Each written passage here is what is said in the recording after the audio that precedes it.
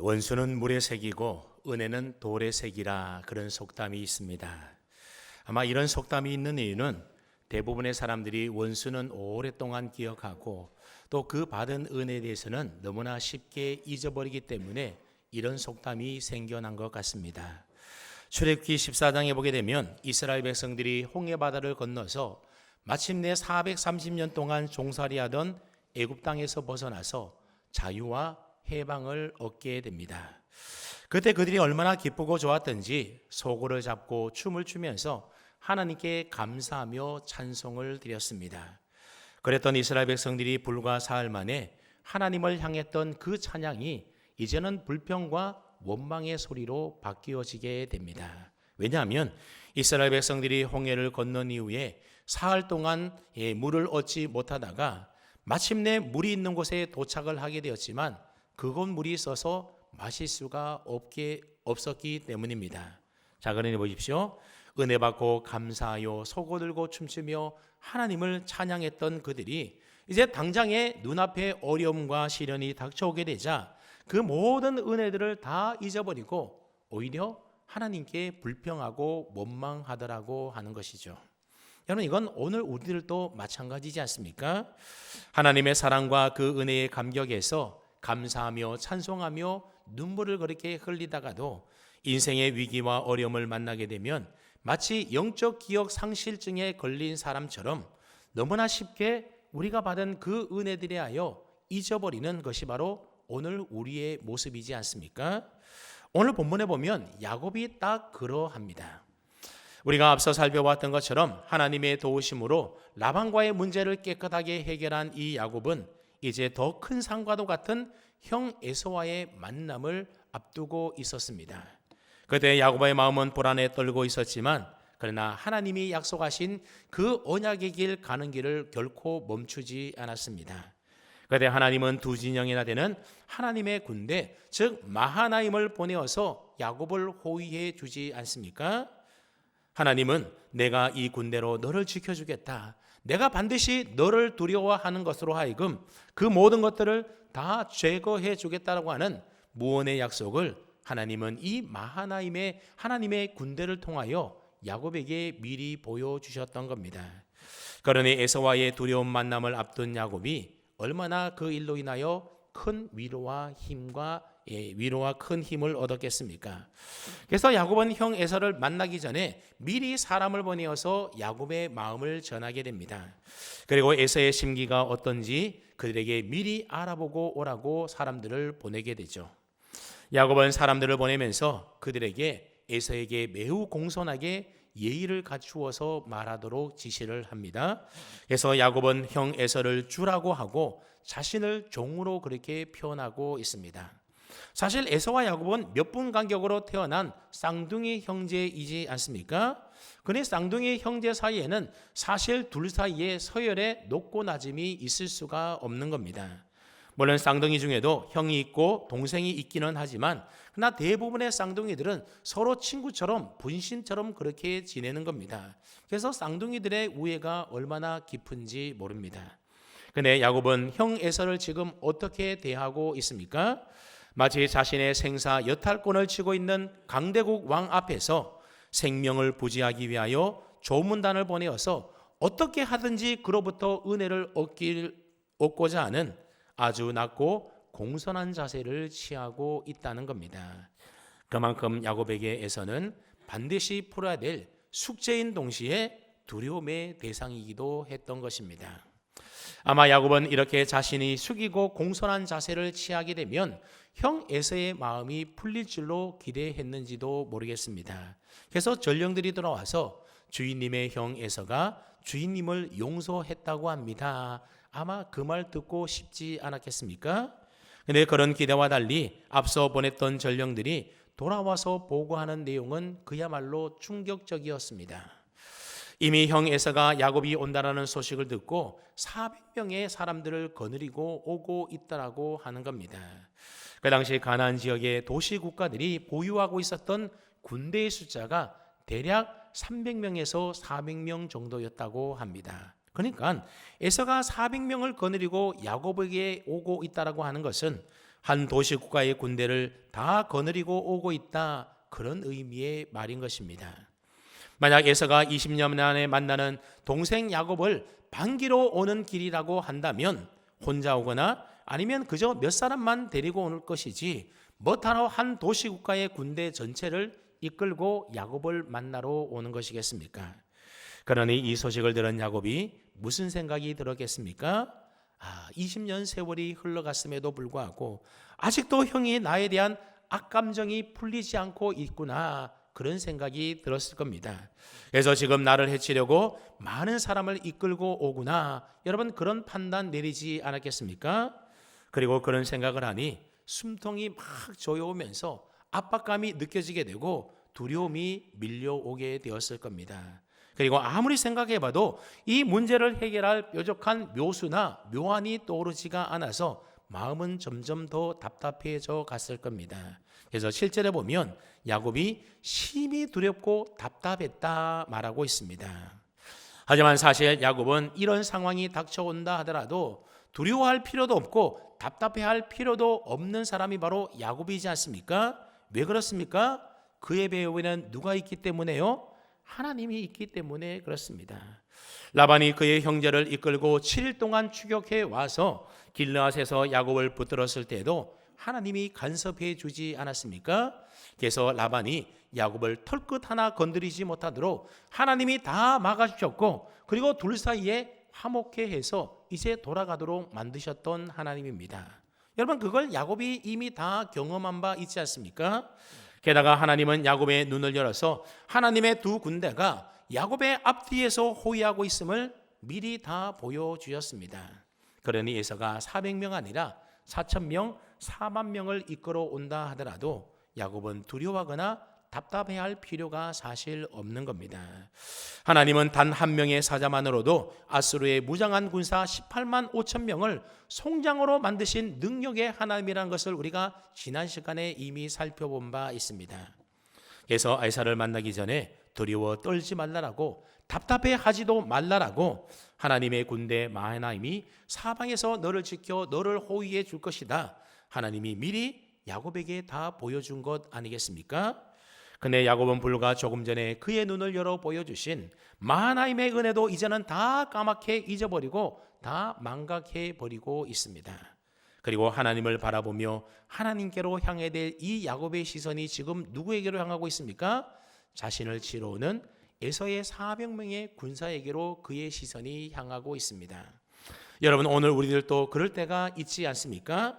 평소에는 하나님만 바라보며 하나님만 의지하며 그렇게 믿음으로 잘 살다가도 인생의 큰 위기나 고난의 순간을 만나게 되면 하나님보다도 그 위기의 상황에 함몰되어서 그 좋던 믿음이 이제는 다 어디로 갔는지 찾아보기 어려울 때가 있더라고 하는 거죠. 몸이 아파 병원에 갔더니 말기암이라고 하는 겁니다. 사업하는데 경제 상황이 너무나 좋지 않아서 바로 부도 나기 일보 직전의 상황에 놓여 있습니다. 내 모든 재산, 퇴직금의 연금까지 다 털어서 믿고 투자를 했는데 그만 사기를 당하고 말았습니다. 여러분 이런 일을 만나면 우리는 어떻게 하겠습니까? 평소에는 여호와는 나의 목자시니 내게 부족함이 없으리로다, 그가 나를 푸른 불밭에 누이시며 실만한 물가로 인도하시는도다, 그렇게 하나님을 찬양하며 노래하다가도 막상 그런 일들을 만나게 되면 앞이 캄캄해서 하나님이 더 이상 보이지가 않는 겁니다. 세상 끝날까지 나와 함께 하신다는 그 하나님의 약속도, 너를 지켜 보호하신다라고 하는 그 은혜의 말씀도 귀에 들리지 않고 생각나지 않게 되는 겁니다. 오로지 눈앞에 당면한 그 문제가 너무나도 커 보여서 다른 것은 아무것도 보이지도 들리지도 않게 되더라고 하는 거죠. 그래서 결국 어떻게 합니까? 인간적인 방법을 찾아 나서게 되는 겁니다. 오늘 본문의 야곱도 그 마음이 두렵고 답답하게 되자 자기 나름대로의 묘안을 찾고 최선의 방법을 찾아 나서기 시작합니다. 그래서 했던 방법이 무엇입니까? 자기 재산과 사람들을 이제 두 때로 나누게 됩니다. 형이 한 때를 치면 나머지 한 때는 도망쳐서 재산의 반이라도 건져야겠다라는 속셈인 것이죠. 최소한의 손해를 보겠다라고 하는 겁니다. 여러분 요즘에도 투자할 때의 정석이 바로 분산 투자라고 하지 않습니까? 그래서 계란을 한 바구니에 담지 말라, 그런 유명한 말이 있습니다. 그래야 손실을 줄일 수 있다라고 하는 거죠. 그러니까 야곱은 최악의 상황을 가정하여 자기 머리로 짜낼 수 있는 최선의 묘안을 나름대로 생각해낸 것입니다. 하지만 이것은 최선의 묘안이 아니라 우리 인생의 연약함을 하나님 앞에 그대로 다 드러내는 일이었던 겁니다. 지금 야곱은 하나님이 함께 하시는 그 길, 하나님이 주시겠다고 약속하신 그 언약의 길을 걸어가고 있는 중이지 않습니까? 쉽게 말하면 하나님이 다 책임져 주겠다고 이미 약속하신 그 길을 야곱이 걸어가고 있는 중입니다.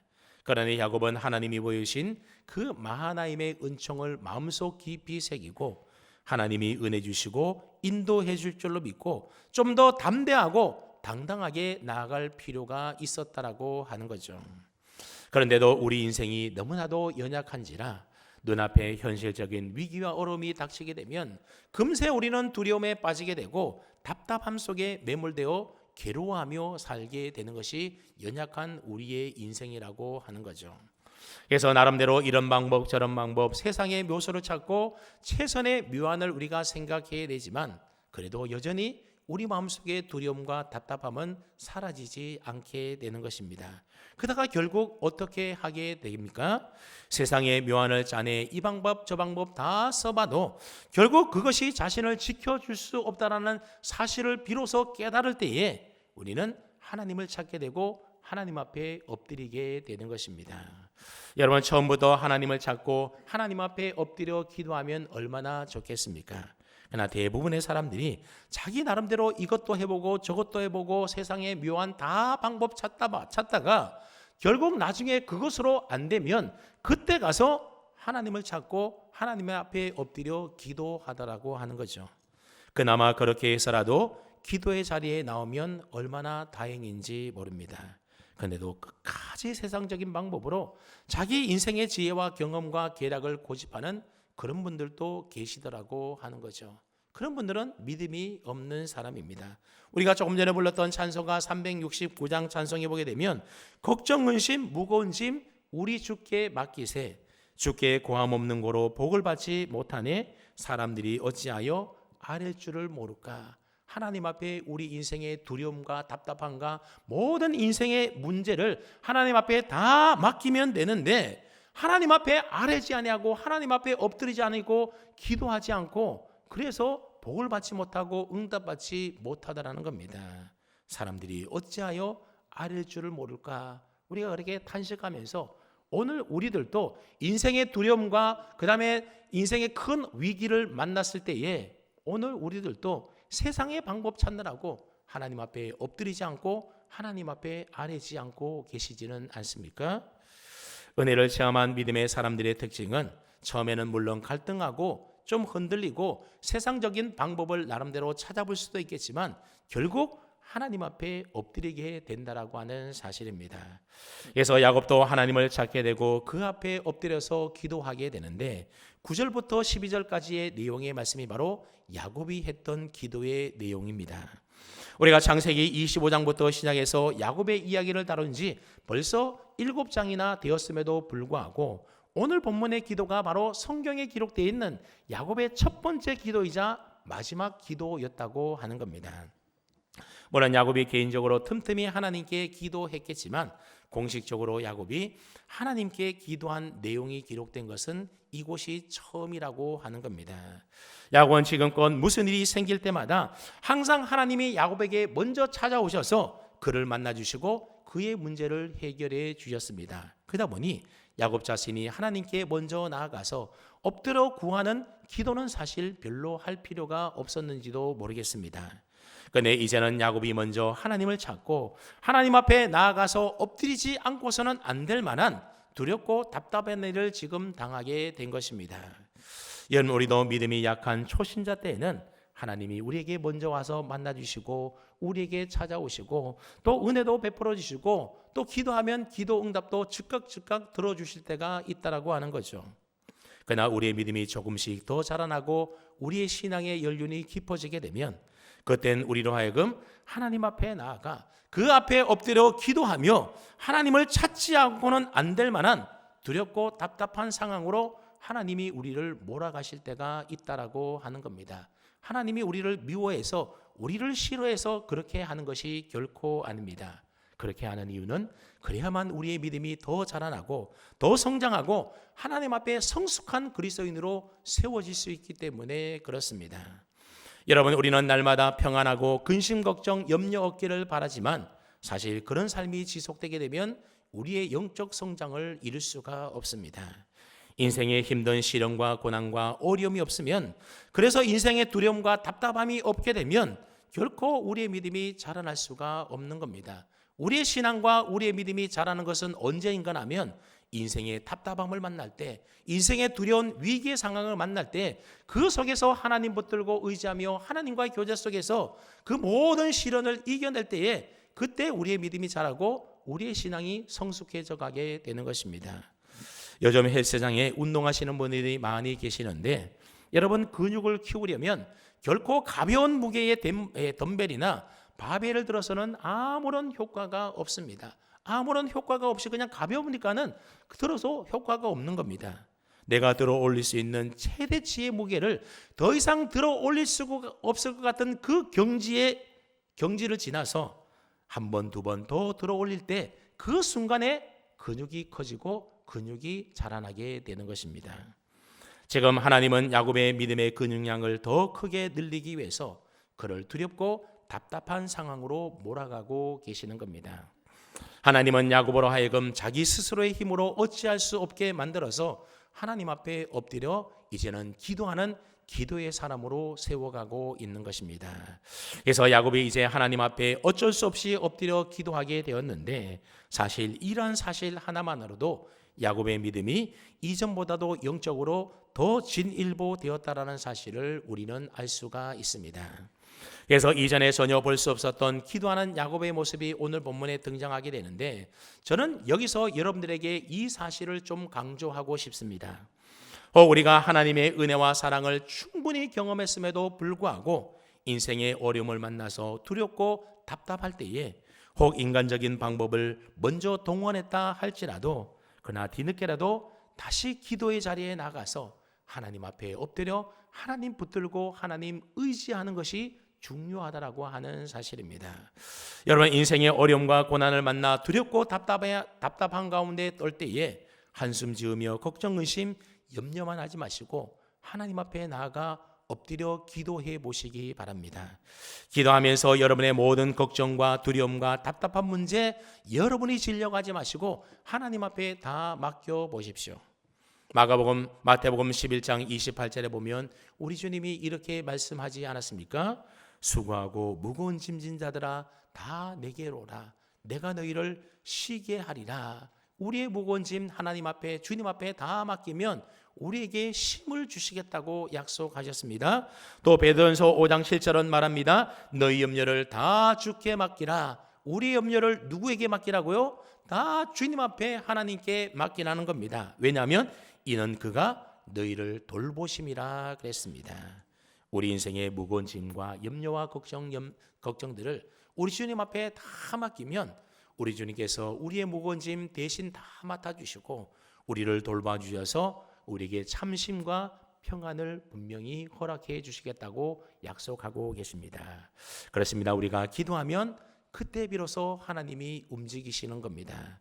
기도하지 않고 고민하고 염려만 하면 계속해서 불안하고 답답할 수밖에 없는 것 아니겠습니까? 그러므로 기도할 수 있는데 왜 염려하고 두려워하며 답답한 채 계속 있겠습니까? 걱정, 근심, 염려하며 두려워할 시간에 무엇하라고요? 하나님 앞에 나아가 엎드려 기도하라는 겁니다. 자, 그렇다면 야곱이 하나님 앞에 기도하는데 뭐라고 기도하는지를 한번 보십시오. 먼저 9절 말씀을 보았더니 야곱이 또 이르되 내 조부 아브라함의 하나님, 내 아버지 이삭의 하나님 여호와여, 그렇게 하나님을 부르면서 기도를 합니다. 지금 야곱은 하나님을 누구의 하나님으로 부르고 있습니까? 내 조부 아브라함의 하나님, 그리고 내 아버지 이삭의 하나님, 그렇게 부르고 있습니다. 왜냐하면 이때까지만 하더라도 하나님께서 일방적으로 야곱에게 먼저 찾아오셔서 그를 돌봐주셨지 그가 먼저 하나님을 찾은 적이 없었기 때문에 아마도 하나님을 향하여 나의 하나님이다 그렇게 자연스럽게 야곱이 말하지 못했던 것처럼 보입니다. 다만 야곱은 할아버지 아브라함과 아버지 이삭이 섬겼던 그 하나님을 기억하고 하나님이 그들에게 베풀었던 은혜들을 기억하면서 내 조부 아브라함의 하나님, 내 아버지 이삭의 하나님 그렇게 부르고 있습니다. 하지만 이런 야곱의 모습은 얼마 지나지 않아서 우리가 다음 시간에 살펴볼 약복강 나루에서 완전히 깨어져서 그때 비로소 하나님이 나의 하나님으로 고백하는 것을 볼 수 있습니다. 오늘 우리들도 신앙생활을 할 때에 하나님을 내가 믿고 내가 의지하는 나의 하나님으로 믿고 고백하며 하나님께 기도해야 되지, 내 아버지 하나님 혹은 내 어머니 하나님 혹은 내 남편의 하나님, 내 아내의 하나님 그런 식으로 하나님을 불러서는 안 되는 것입니다. 다윗처럼 나의 하나님 여호와라고 분명히 우리는 나의 하나님으로 고백하며 기도해야 하는 것입니다. 오늘 야곱의 기도에 딱 한 가지 문제가 있다면 바로 이것이었습니다. 그 이후의 기도는 그야말로 완벽할 정도의 기도를 야곱이 하고 있는데 계속해서 9절 하반절 말씀을 보십시오. 주께서 전에 내게 명하시기를 내 고향 내 족속에게로 돌아가라, 내가 내게 은혜를 베풀리라 하셨나이다 그렇게 기도를 합니다. 그리고 12절에도 보면 비슷한 기도의 내용이 나오는데 주께서 말씀하시기를 내가 반드시 내게 은혜를 베풀어 내 씨로 바다에 셀 수 없는 모래와 같이 많게 하리라 하셨나이다 그랬습니다. 여러분, 이 두 가지 내용의 기도의 내용들이 공통점이 무엇인가 하면 바로 하나님이 약속하신, 하나님이 전에 내게 이렇게 말씀해 주지 않았습니까? 그 약속에 근거하여 그 약속을 붙들고 하나님께 기도하고 있다는 겁니다. 그리고 이 두 가지 내용들은 다 창세기 28장에서 하나님이 야곱에게 해주셨던 약속의 말씀들이지 않습니까? 즉 야곱은 기도할 때에 그냥 기도한 것이 아니라 하나님의 약속의 말씀을 붙들고 그 약속의 말씀을 근거로 하여 기도했다라는 거죠. 여러분, 하나님은 그 약속하신 말씀을 반드시 이루어 주시는 신실하신 하나님인 줄로 믿으시기를 바랍니다. 그러므로 우리가 기도할 때에 하나님의 약속의 말씀을 붙들고 하나님 우리에게 이렇게 약속해 주지 않았습니까? 하나님 그러니 내게 이렇게 해 주십시오. 우리가 하나님의 약속의 말씀을 붙들고 하면 하나님이 꼼짝없이 그 하신 약속을 반드시 이루어 주시는 신실하신 분이기 때문에 우리의 기도를 들어주실 수밖에 없는 것입니다. 그러므로 여러분들도 기도하실 때에 성경에 기록되어 있는 약속의 말씀 붙들고 그 말씀에 근거하여 기도하기를 축복합니다. 계속해서 10절 말씀을 보시면 야곱은 지난날 하나님이 자신에게 베푸신 그 은혜들을 기억하면서 또한 하나님 앞에 기도합니다. 나는 주께서 주의 종에게 베푸신 모든 은총과 모든 진실하심을 조금도 감당할 수 없사오나 내가 내 지팡이만 가지고 이 요단을 건넜더니 지금은 두 때나 이루었나이다 그렇게 고백합니다. 야곱은 지금까지 자신의 삶을 가만히 돌아보니 하나님, 나는 이런 하나님의 은혜를 받을 만한 자격이 조금도 없는 자인데 하나님이 내게 이와 같은 은혜를 베풀어 주셨군요. 하나님이 지금까지 내 삶에 지켜주신 것, 돌봐주신 것 다 하나님의 은혜 덕분입니다. 그러니 하나님께서 지금 내가 당면한 이 문제 또한 하나님이 은혜로 해결해 줄 줄로 믿습니다. 그런 고백을 담아서 하나님께 기도하고 있습니다. 그리고 나서 야곱은 11절에서 자신이 원한 바를 솔직하게 하나님께 아뢰는데 11절을 보십시오. 내가 주께 간구하오니 내 형의 손에서 에서의 손에서 나를 건져내시옵소서. 내가 그를 두려워함은 그가 와서 나와 내 처자들을 칠까 겁이 나기 때문이다 그렇게 기도합니다. 쉽게 말하면 하나님, 나 너무 무섭습니다. 나 형이 나와 내 가족들을 칠까봐 겁이 나고 두렵습니다. 그러니 하나님 나를 도와주십시오. 나를 좀 살려주세요. 그렇게 기도하고 있는 것입니다. 그러니 야곱이 자기 감정에 얼마나 솔직하게 기도하고 있습니까? 오늘날 너무나 많은 그리스도인들이 하나님 앞에 기도할 때에 솔직하게 기도하지 못하고 두리뭉실하게 기도할 때가 많이 있다라고 하는 거죠. 기도가 너무 추상적이거나 자신이 뭘 기도했는지도 몰라서 나중에 기도 응답이 되어도 뭐가 응답되었는지를 모르는 경우들이 종종 있다라고 하는 겁니다. 여러분들은 그렇게 기도하지 마시고 마음속의 감정 그대로 솔직하게 구체적으로 하나님께 기도하기를 바랍니다. 그렇습니다. 우리 인생에 위기가 찾아오고 두렵고 답답할 때에 가장 좋은 해결책은 뭐라고요?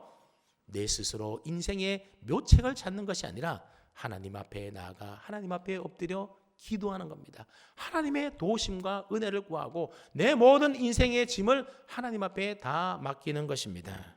그리고 기도할 때 그냥 기도하지 마시고 하나님은 좋으신 나의 하나님이 되신다는 사실을 믿고 기도하시고, 야곱이 하나님의 약속을 떠올리며 기도했던 것처럼 하나님의 약속의 말씀 붙들고 기도할 수 있기를 바랍니다. 그리고 지금까지 내 삶에 은혜 주셨던 것처럼 지금 또한 하나님이 내게 은혜를 베풀어 나를 도와달라고, 나를 이 위기 가운데서 건져 구해달라고 솔직하게 여러분이 기도하시기를 바랍니다. 그러면 신실하신 하나님이 여러분의 그 기도에 절대로 외면치 아니하시고 들어 응답일 줄로 믿습니다. 자, 이제 야곱이 하나님께 기도했으니 하나님의 응답만 가만히 기다리고 있으면 될까요? 그렇지가 않다라는 거죠. 오늘 본문 13절 말씀해 보았더니 야곱은 기도한 이후에 어떻게 합니까? 자기 소유 중에서 형 에서를 위하여 예물을 택하고 있는 모습을 보게 됩니다. 그런데 야곱이 에서에게 보낼 예물의 양을 보면 깜짝 놀랄 만한 예물의 양인 겁니다. 14절과 15절 말씀을 보시면 암염소가 몇 마리요? 200이요. 순염소가 20이요. 암양이 200이요. 순양이 20이요. 젖나는 낙타 30, 그리고 그 새끼요. 암소가 40이요. 황소가 10이요. 암나귀가 20이요. 그 새끼 나귀가 10이라 그랬습니다. 이 모든 가축들을 다 합쳐보니 몇 마리인가 하면 580마리입니다. 몇 마리라고요? 580마리. 그러니 어마어마한 양이지 않습니까? 그 당시에 이만한 규모의 예물이라고 하는 것은 신하의 나라가 더 큰 나라에 섬길 때 바치는 조공 수준이었다라고 하는 겁니다. 그동안 야곱이 매우 부유해졌다라는 사실을 이야기로만 들었지 그가 얼마나 부유했는지 알지 못했는데, 여러분 그 규모가 이제 밝혀지지 않았습니까? 근데 놀라운 것은 에서에게 보내는 예물이 야곱의 소유의 일부였다라고 하는 겁니다. 그러니 야곱의 재산이 어느 정도였는지 대충 감이 오지 않습니까? 아무튼 야곱은 에서에게 바칠 예물을 세 대로 나누어서 차례차례 이제 보내게 됩니다. 여러분 그렇게 하는 이유가 뭐라고 합니까? 20절에 그 이유가 나오는데, 에서가 이 예물을 받고 묵었던 감정을 풀고 자신을 너그럽게 받아주기를 마음에서 그렇게 했다라는 겁니다. 그런 마음에서 엄청난 숫자의 예물을 세 대로 나누어서 일정 거리를 두고 에서에게 순차적으로 먼저 보내고 다음에 보내고 또 보내고 그랬다라는 거죠. 여러분 물질이라고 하는 것이 참 묘한 매력이 있어서 처음에는 나를 뭘로 보고 그런 식으로 외면하다가도 조금 있다가 선물이 또 오게 되고, 그리고 나중에 또 선물이 오게 되면 어떻게 되는지 아십니까? 꽁꽁 닫혔던 마음의 문이 무장해제되면서 아니 뭘 이런 걸 다 그러면서 받게 되더라고 하는 거죠. 그러니 야곱이 한꺼번에 다 주고 크게 감동시키기보다는 계속해서 여러 차례 선물 공세를 함으로써 에서의 마음을 풀고자 했던 것입니다. 그 다음에 많은 사람들이 이 본문을 해석하면서 야곱이 조금 전에 하나님 앞에 그렇게 기도했음에도 불구하고 여전히 옛 본성을 버리지 못하고 인간적인 실수를 동원하는 불신앙적인 모습으로 이 행동을 해석하기도 한다는 거죠. 물론 보기에 따라서 그런 해석도 가능합니다. 하지만 저는 야곱의 이러한 행동을 불신앙적인 행동이 아니라 기도한 후에 보인 믿음의 행동으로 보고 해석을 좀 해볼까 합니다. 그 이유는 크게 두 가지인데, 하나는 에서가 보낸 예물의 양이 얼마였다고요? 580마리의 예물이었다라고 하는 겁니다.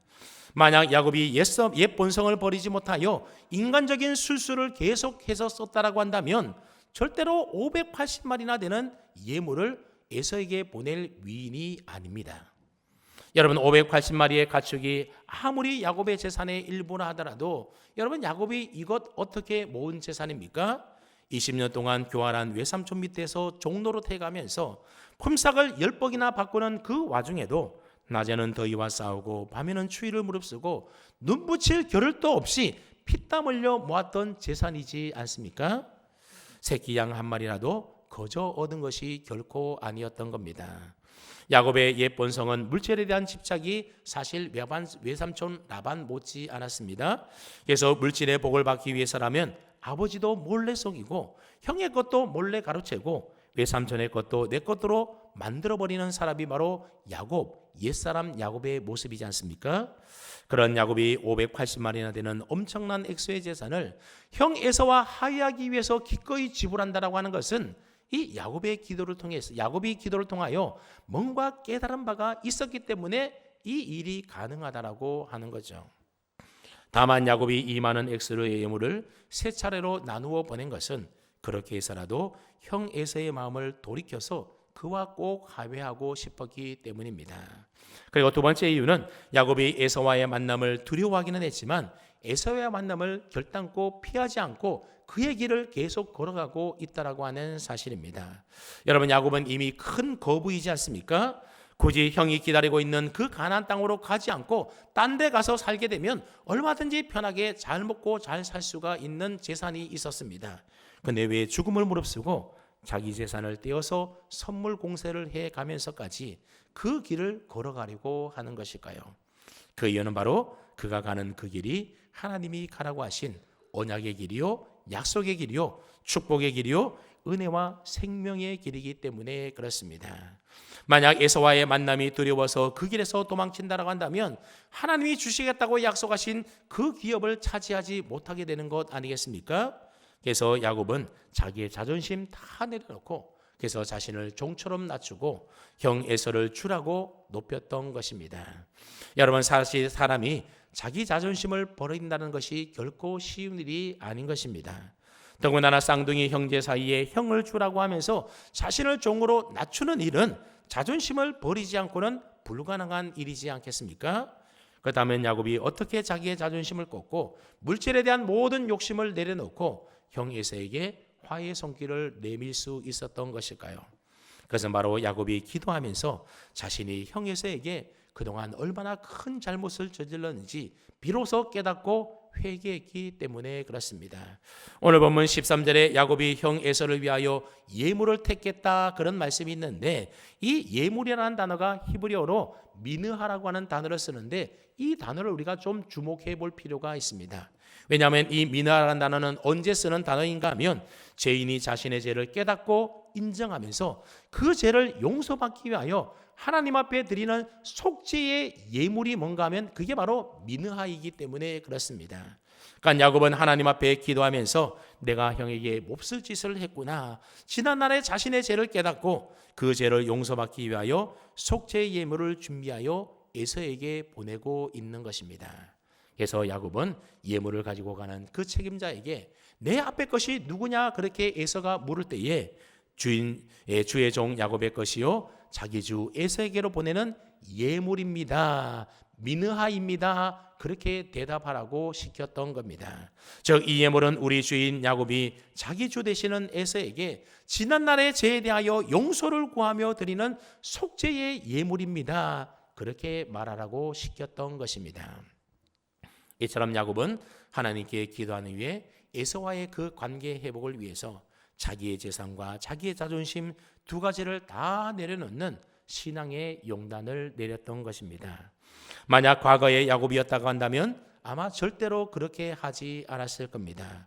죽으면 죽었지 자기 자존심 끝까지 지키려고 했을 것이고 자기 재산 양 한 마리도 내놓지 않았을 겁니다. 그런데 야곱이 하나님께 기도했더니 에서가 바뀌기 전에 누가 먼저 바뀌더라고요?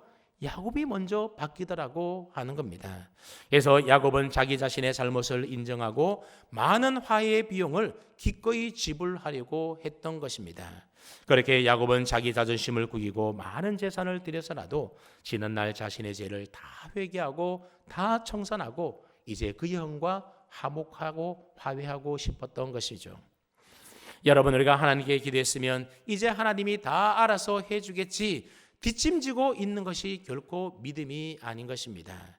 기도한 후에 가만히 있으면 안 되고 내가 할 수 있는 일에 대해서는 내가 최선을 다해야 하는 것입니다. 혹 내가 누군가에게 잘못한 일이 있으면 찾아가서 용서를 빌어야 되는 것이고 내가 갚아야 될 빚이 있다면 마땅히 그 빚을 갚아야 하는 겁니다. 하나님께 기도하고 나는 하나님께 제 용서를 다 받았으니 내가 할 일은 없다. 여러분, 그렇게 해서는 안 된다라고 하는 거죠. 여러분, 전도연이라고 하는 여배우가 열연했던 밀양이라고 하는 영화의 내용이 바로 그 내용이지 않습니까? 피해 당사자는 아직 용서하지도 않았는데 정작 감옥에 있는 죄인은 나는 예수님 믿고 예수님이 내 모든 죄를 다 용서해 주셨다 그러면서 피해자에게 미안하다 죄송하다는 말 한마디도 하지 않고 아무런 용서도 빌지 않는 겁니다. 그래서 여주인공이 교회와 신앙에 대하여 회의를 하면서 막 방황하는 그런 내용이 나오게 되는 거죠. 여러분, 우리가 하나님께 기도했다면 하나님이 움직이기 전에 그 전에 내가 먼저 움직여야 하는 겁니다. 용서 빌 게 있으면 내가 먼저 용서를 빌어야 하고, 내가 물질의 손해를 입혔다라고 한다면 마땅히 그 손에 대하여 지불해야 하는 것입니다. 내가 그에게 입힌 자존심의 손상의 보험가는 몇 배의 자존심을 내려놓는 그 믿음의 결단을 해야만 그 깨어진 관계가 회복될 수 있는 것 아니겠습니까? 여러분, 하나님과 우리 사이도 원수되었던 관계였습니다. 그런데 지금은 그 관계가 다시 하나님과 우리가 화목하게 되지 않았습니까? 그렇게 되기까지 하나님의 아들 예수 그리스도께서 우리의 죄를 대신하여 십자가에 못 박혀 죽는 엄청난 대가를 우리를 대신하여 지불하심으로 하나님과 우리 사이에 화평이 이루어지게 된 것입니다. 그래서 우리는 주님의 그 십자가 은혜와 사랑을 힘입어서 하나님 앞에 담대히 나아가 하나님을 아버지라 부르면서 마음껏 부르짖으며 기도하며 우리의 모든 짐을 내려놓고 하나님 앞에 기도할 수 있게 된 것입니다. 그러니 인생의 위기를 만나 심히 두렵고 답답할 때 어떻게 하라고요? 그 하나님 앞에 나아가서 기도하라는 겁니다. 너를 두렵게 만들고 답답하게 만드는 너의 염려를 이제는 다 주님 앞에 맡기라는 겁니다. 그러면 우리 주님이 다 우리를 돌봐주시고 그 무거운 짐 대신 져 주신다라고 하는 거죠. 그렇습니다, 여러분. 우리가 인생을 살다 보면 산 넘어 더 큰 산이 다가와서 두렵고 답답함에 잠 못 이룰 때가 분명히 있습니다. 그때 인간적인 생각과 계산을 써보지만 결국 문제 해결은 하나님의 손에 달려 있다라는 사실을 기억하십시오. 그러므로 나와 함께 계시고 나를 도와주시고 은혜 베풀어 주시기를 원하시는 하나님 앞에 나아가 엎드려 기도하시기를 바랍니다. 그리고 기도만 하지 마시고 기도하며 깨닫게 된 그 은혜의 마음을 가지고 기도의 열매를 맺기를 바랍니다. 그래서 하나님이 원하시면 기꺼이 내 자존심도 내 물질도 다 내려놓고 그 문제 속에서 내가 할 수 있는 일들을 찾아 최선을 다해 보십시오.